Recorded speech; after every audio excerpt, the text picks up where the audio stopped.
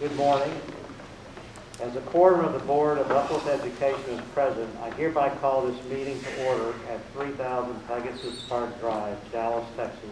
The date is January 13, 2022, and the time is 8:10. Will the board members please introduce themselves?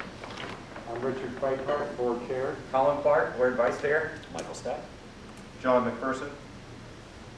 Leo Melville. Cameron Johnson.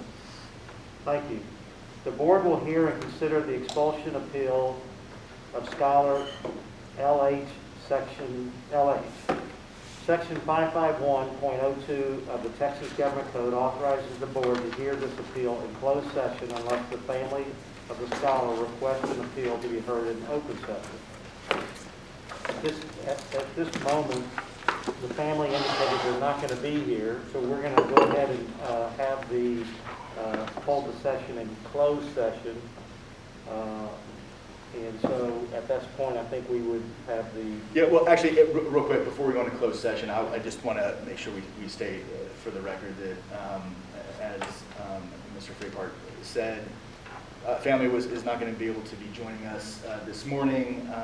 We did provide ample notice to the family via email, via phone calls from administration. So unfortunately, they're not going to be with us, but just wanted the board to know that the notice was provided as required. So I think at this point, we're probably good to go into closed session. Thank you for your presence. I hereby call the open meeting reopened at 8:33.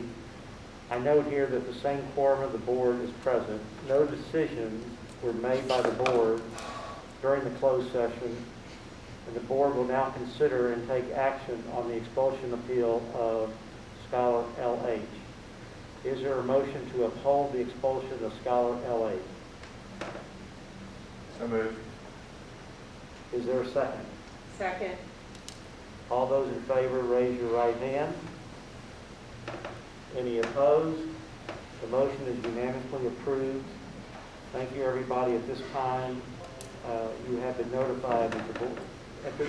Well, the parent's guardian will be notified in writing of your decision since they're not present at this time. Yeah, thank you. Do we need to go into the next? We can just stay in open session. We'll just we'll move to the next business agenda item.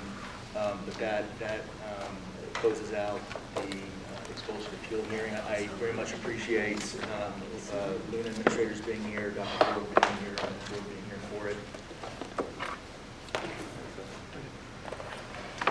It's fine to go into the next item, our final item while the Luna team's leaving.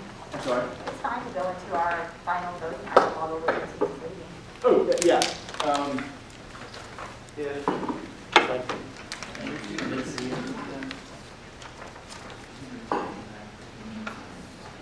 Thank you all. Thank Thank you. you. Thank you for all the great work you do.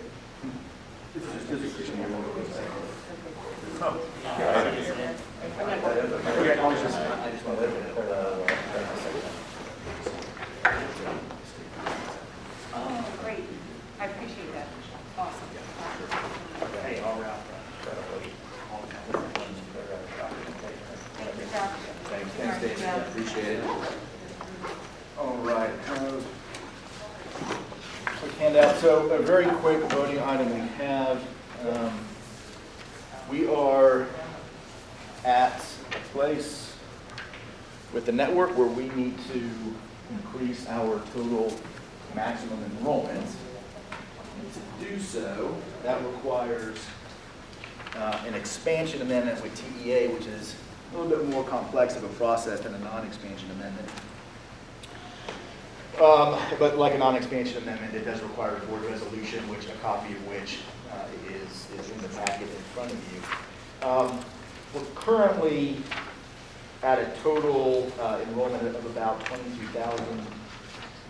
Under the charter, we currently have a max of 24,000. Over the next couple of years, we're projected to go over that. So being proactive, we're certainly wanting to address that now. The resolution is really very straightforward. It increases the max enrollment 24,000 to 30,000 scholars. That's the gist of it. I'm happy to answer any questions you may have, but that is really the gist of the resolution. So, after we make the decision and vote on it, is there any feedback we get from the state? Do they have any say in how high we go?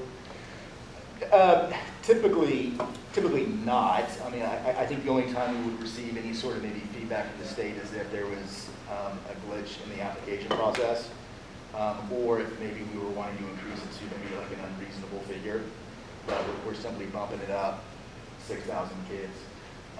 So I don't expect any sort of feedback from TEA. The process is, we get a resolution from the board. Because it's an expansion amendment, again, it's a little bit more complex of a process.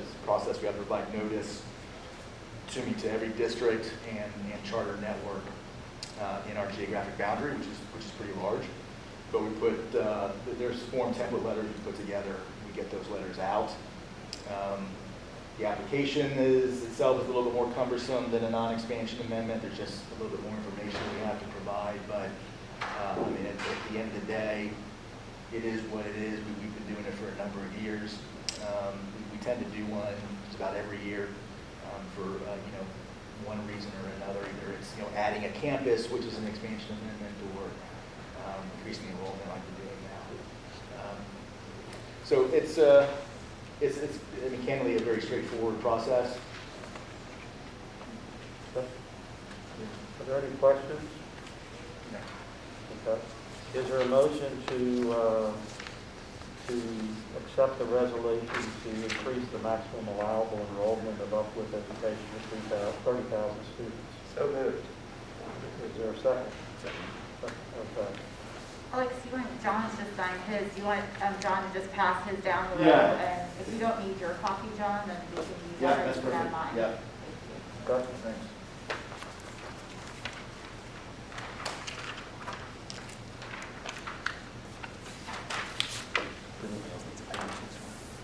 We need to vote as such. So since I have a motion and a second, all those in favor, actually, so say it that way. Are there any opposition or any dissent? If not, the motion is approved.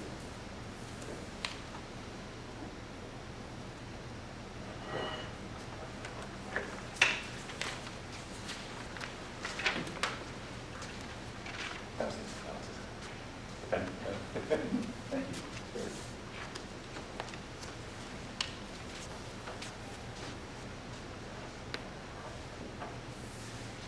Thank you very much.